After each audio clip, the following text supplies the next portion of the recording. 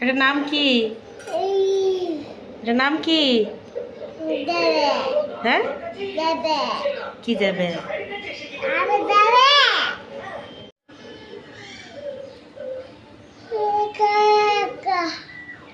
এটা তো ঠান্ডা ঠান্ডা আইসক্রিম, ঠান্ডা। তুমি কিছু যাও, যদি এটা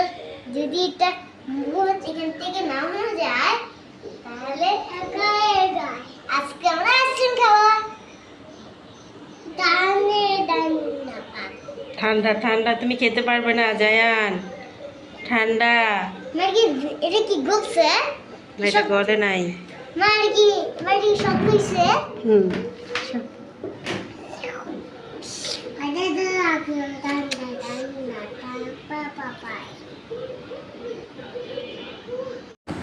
হ্যালো এভরিওয়ান, আসসালামু আলাইকুম। সবাই কেমন আছেন? যে যেখান থেকে বসে আমার ব্লগটি দেখছেন, আশা করি সবাই অনেক ভালো আছেন।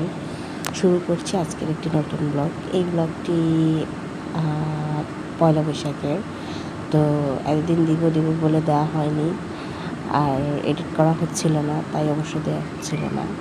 তো যাই হোক, প্রচুর গরম পড়েছে। কার এখানে কী অবস্থা সেটা অবশ্যই জানাবেন।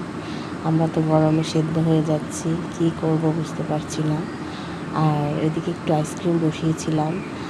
আইসক্রিমটা মানে এমনি জমাট হয়েছে, কিন্তু কেন যেন ওই কাঠিটা যেটা আমরা ইউজ করি ওইটাতে জমেনি, তো সেটা উঠেনি দেখে আমি এটাকে ছুরি দিয়ে উঠিয়ে দিচ্ছিলাম বাচ্চাদেরকে। বাচ্চারা তো অনেক আশা করেছিল যে মা আইসক্রিম বসিয়েছে। তো যাই হোক, দেখতেই পাচ্ছেন আমার বাচ্চারা মানে আইসক্রিম খাওয়ার জন্য খুবই এক্সাইটেড। তো সকাল থেকে অনেক কাজই করেছি, সেগুলো ব্লগিং করা মানে শ্যুট করা হয়নি। আর এদিকে সব কাজ বাজ শেষে আমি এই কাজগুলো করছিলাম।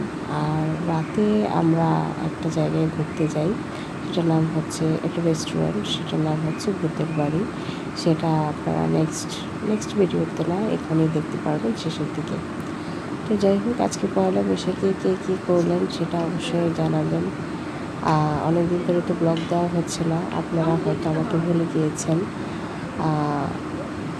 তো এই গরমে সব যার বাসায় এসি আছে অথবা আইপিএস আছে তারা হয়তো একটু ভালো আছে। আর ভালো থাকবেই কি, ধরেন এখন তো কারেন্ট থাকে না, তো কারেন্ট না থাকে যার বাসায় আইপিএস আছে সে হয়তো একটু বাতাস পাচ্ছে, সে একটু ঠান্ডার মধ্যে থাকতে পারতেছে। তারপর এসি থাকলে লাভ কী হচ্ছে যদি কারেন্ট না থাকে?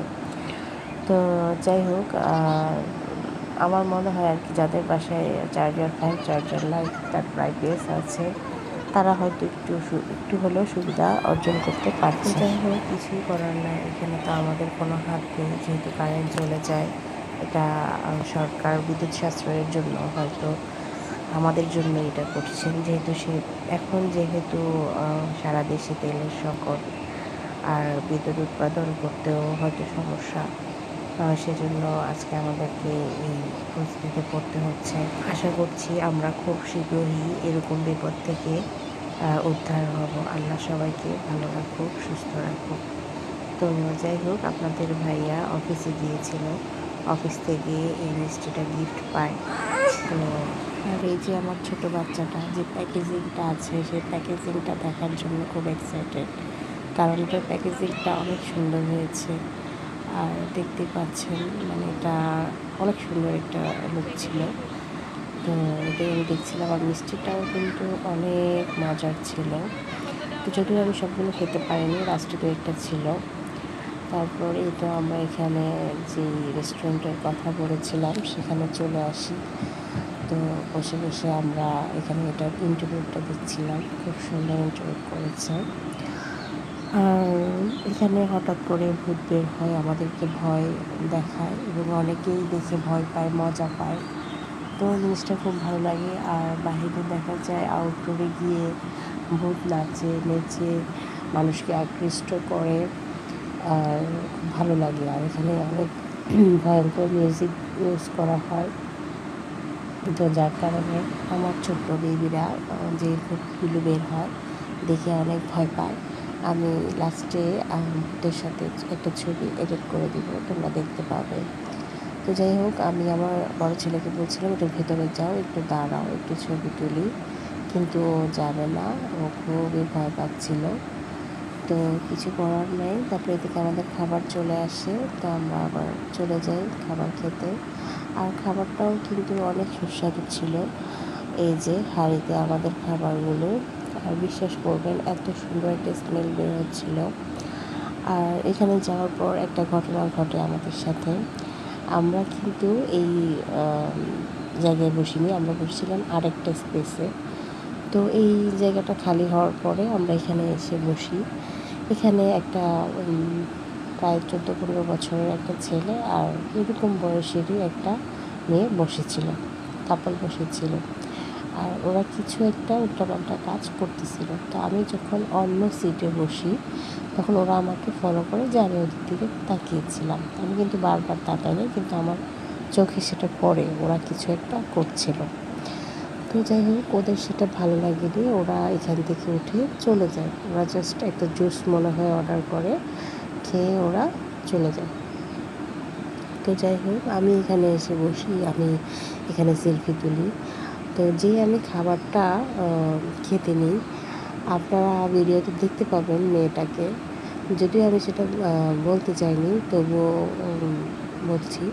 তো যখন খাবারটা খেতে যাই, তখনই একটা মেয়ে আসে, এসে বলে আপু প্লিজ আপনার পায়ের নিচে একটা মোবাইল রিং বাজতেছে। তো আমি বলি কোথায় রিং বাজতেছে, মানে আমি এটা দেখার আগেই যে ওর সাথে যে ছেলেটা থাকে, ওই ছেলেটা আমাকে বলে সরেন সরেন, মানে আমাকে ওঠার সময়টা দেয় না, আমার গায়ের উপর উঠে সে মোবাইলটা নিতে যায়। তো এখানে আমার প্রচুর মাথাটা খারাপ হয়ে যায়। এই তো আমি এখানে খাবার খাচ্ছিলাম, তখন এই মেয়েটা আসলে আসে। তো যাই হোক, যখন আমি একটা চামচ মুখে দিই, তখনই মানে খুব ভালো একটা মুডে ছিলাম, তখনই মেয়েটা আসে। আর আমার হাজব্যান্ড তো বকা দিচ্ছিল যে রেস্টুরেন্টে কেন আমি ক্যামেরা অন করেছি। আসলে আমি তো ব্লগিং করি, সেজন্য আমি ক্যামেরাটা অন করি। তো যাই হোক, এখানে ওর মোবাইলটা ছিল, সেটা কোনো বড় কথা না, কেউ ওর মোবাইল নেবে না, তাই আমাদের কাছে মোবাইল আছে।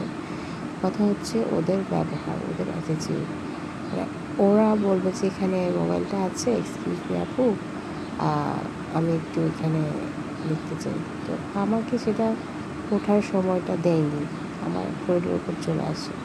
তো এতে বাবা অনেক খেপে যায় যে খাবার খাচ্ছি, এখানে এসে এরকম করে লাফ দিয়ে গায়ের উপর কেন আসলেন, আপনি তো একটু ওয়েট করবেন, যে মোবাইলটা দেন, আপনি দাঁড়াবেন, তাড়া করে আপনি গায়ের উপরে চলে আসছেন।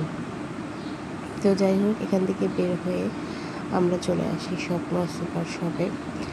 তো এখানে তো অনেক কিছুই ছিল, কিন্তু একটা বাজে ব্যাপার হচ্ছে, এখানে যেহেতু রাতে গিয়েছিলাম, মাছ আর মাংস থেকে কি একটা বাজে গন্ধ বের হচ্ছিল, যেটা বলার মতো না। মনে হচ্ছিল যে মাছ মাংস পচে গেছে এমন, কিন্তু ওখানে কিন্তু অনেক বরফ দেওয়া ছিল, তবুও কেন এত বাজে গন্ধ ছিল আমি জানি না। তো যাই হোক, আমি স্বপ্ন সুপার শপ থেকে পাস্তা নেই, মানে 2 প্যাকেট কিনলে 1 প্যাকেট ফ্রি, হ্যাঁ এখান থেকে নেই। আর এই যে নুডলস নেই, তারপর বাচ্চাদের জন্য চিপস ইত্যাদি অনেক কিছুই নেই। তো সবাই ভালো থাকবেন, সুস্থ থাকবেন, আমাদের জন্য দোয়া করবেন। আর এই যে ভূতের বাড়িতে গিয়েছিলাম, সেখানের কিছুটা পিক আপনাদের সাথে শেয়ার করলাম। আল্লাহ হাফেজ।